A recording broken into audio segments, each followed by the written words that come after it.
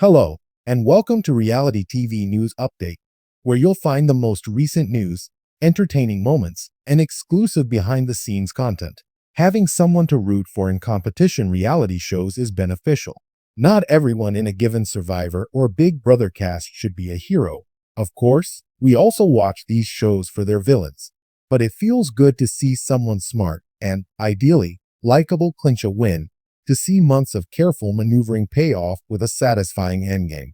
That's a feeling few of us will experience on Sunday night, when Big Brother 27 comes to an end after 12 weeks of bad decisions made by almost everyone involved. Sure, viewers have found contestants to champion over the course of this season, including Keanu Soto, whose competition prowess carried him all the way to 5th place after a bold early promise to pick you all off one by one.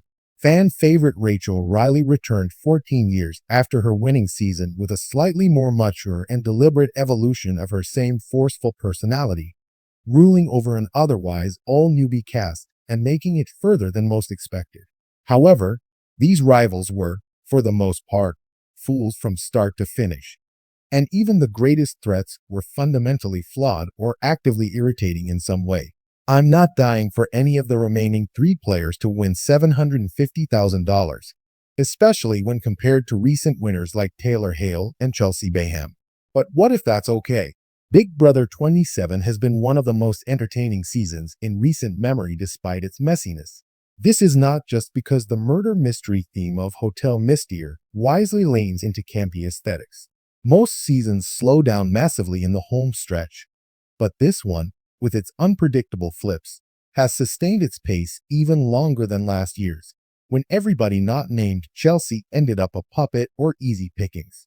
Yes, the members of Season 27's cast are almost all playing the game poorly, backing off from big moves out of fear or changing their minds at the last moment to vote out their own allies. But that's because they're emotionally involved in the game. Look at the desperation with which Ashley Hollis ran back into the diary room in a hilarious and futile attempt to switch the live vote, triggering a swift no from host Julie Chen Moonves. If you can see the humor in these jerks, there is so much to enjoy here. Witness the bizarre frenemy relationship between Keanu and Rachel, whose little brother big sister chemistry cycled through countless permutations while they served as mutual shields for each other. What about Clifton Williams, one of the most calming and energizing old-person contestants on Big Brother since Rennie Martin in Season 10?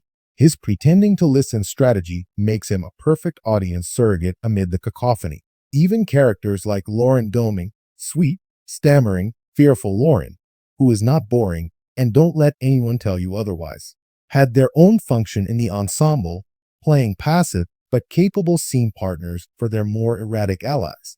Then there is Vince Panaro, the season's main character and the weasel of all weasels. Just thinking about him makes people's noses wrinkle in disgust. Watching Big Brother 27 is an exercise in watching Vince disappoint everyone around him until he has nobody left, including his girlfriend of 7 years on the outside. He is a case study for why you shouldn't make alliances with every single person in the house. More on that in a moment. Think of all the various flavors of disappointment from his alive victims, starting with his Week 1 Final 2 Kelly Jorgensen, whose initial choice to voluntarily go on the block led to a permanent spot there, usually courtesy of Vince.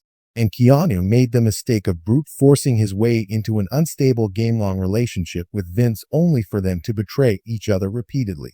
I really don't know what Keanu expected.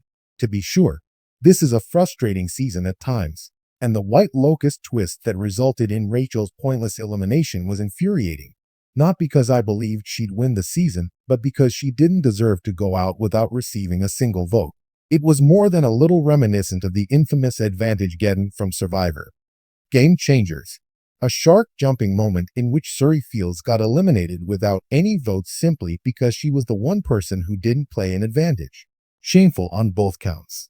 And if you're someone who regularly checks in with the live Big Brother feeds to track scheming and plots to overthrow alliances, you've likely been disappointed by this season's lack of intricate strategy. Still, I can't help feeling like the polarized response to Big Brother 27 comes down to a difference in philosophy about the ideal experience of viewing this show.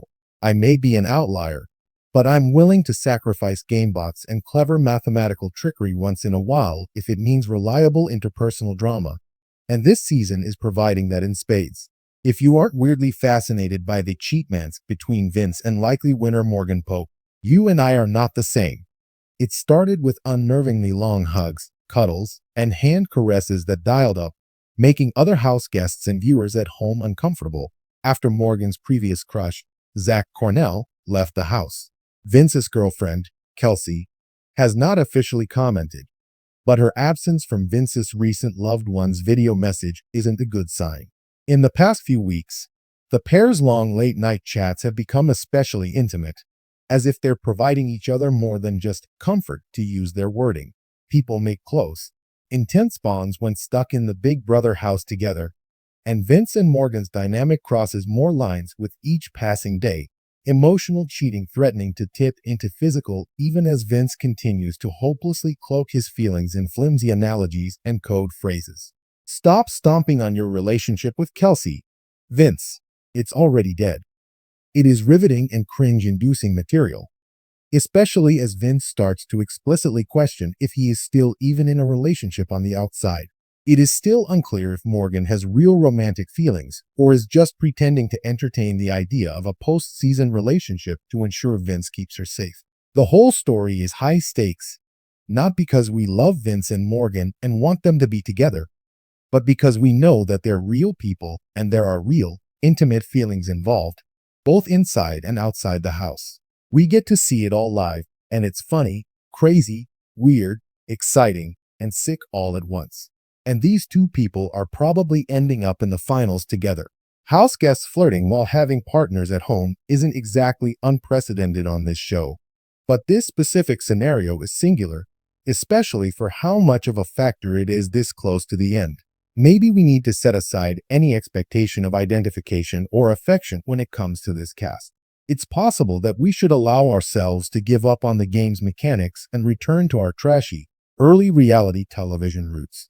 View these players like characters on Succession, but less rich, and have a little fun judging them as their poor choices directly impact their games and their lives. Viva la mess.